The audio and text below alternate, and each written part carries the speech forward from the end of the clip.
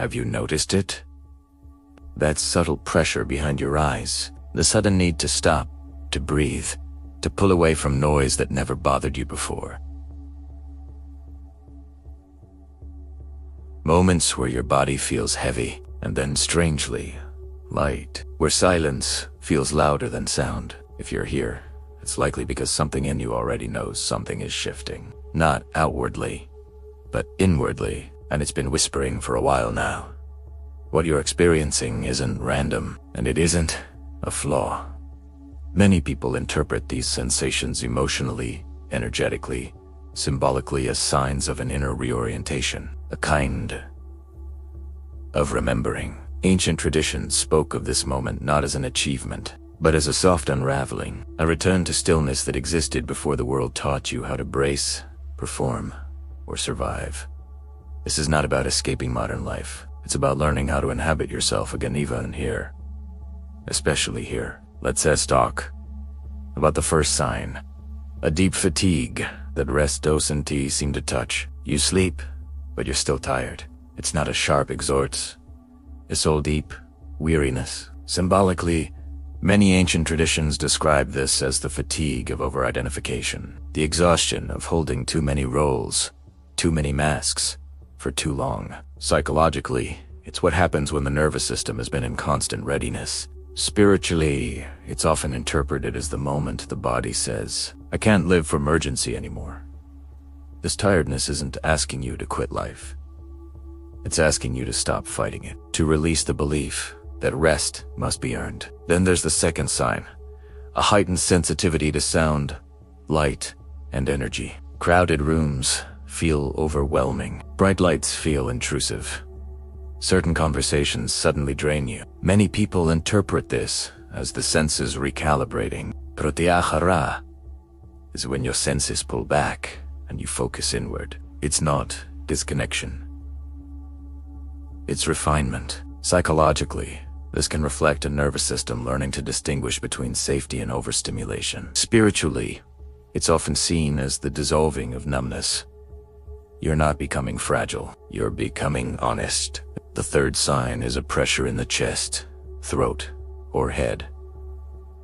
A tightness that comes and goes. A fullness, a quiet pressure that feels emotional but has no clear story attached to it. Symbolically, ancient traditions describe these sensations as unexpressed truth rising, energy that was once pushed down now asking for air. Psychologically, it aligns with the release of suppressed emotion. Spiritually, many interpret it as the loosening of old identity structures, beliefs about who you had to be to belong. Nothing is wrong with you.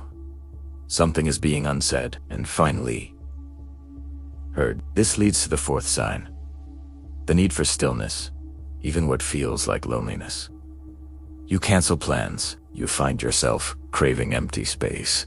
It's not a desire for isolation, but for quiet. Ancient monastic and indigenous traditions recognize this phase as the sacred pause, a liminal space where identity sheds its skin. Psychologically, it's the nervous system learning that safety doesn't require constant connection. Spiritually, it's often interpreted as the soul asking for intimacy with itself. This isn't withdrawal, it's gestation. The fifth sign is emotional waves that seem to come from nowhere.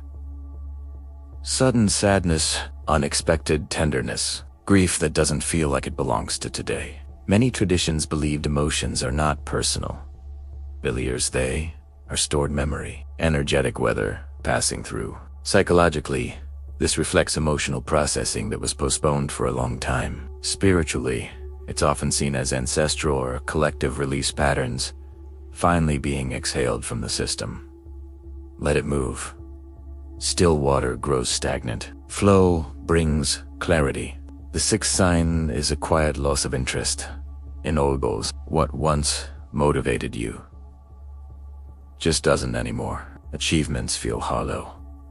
Busyness feels loud and pointless. Symbolically, this is the death of borrowed desire, goals that were inherited, not chosen from your core. Ancient wisdom traditions warned of this moment not as failure, but as initiation. The moment external validation loses its grip. Psychologically, this reflects your intrinsic motivation awakening. Spiritually, It's often interpreted as alignment replacing ambition. You're not lost. You're relearning. And finally, the seventh sign. Moments of unexplained peace, and then for no reason at all everything softens. Your breath deepens on its own. Your body loosens its grip. Time feels wide and spacious. Ancient breath traditions taught that calm is not something we create. What remains when resistance ends? Psychologically, this is your nervous system regulating itself. Spiritually, many interpret this as remembrance, a deep knowing. This peace isn't fleeting. It's familiar. Taken together, these experiences form a pattern older than language. The shedding of survival identities, the unmasking of who you became to be safe, the return to a self that doesn't need to prove its worth. Ancient traditions called this awakening. Not fireworks, not transcendence, but truth without armor. You are not becoming someone new.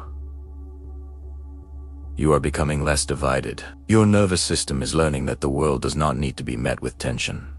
Your awareness is remembering how to rest inside itself. This is relational harmony, not just with others, but with your own breath, your own presence, your own being.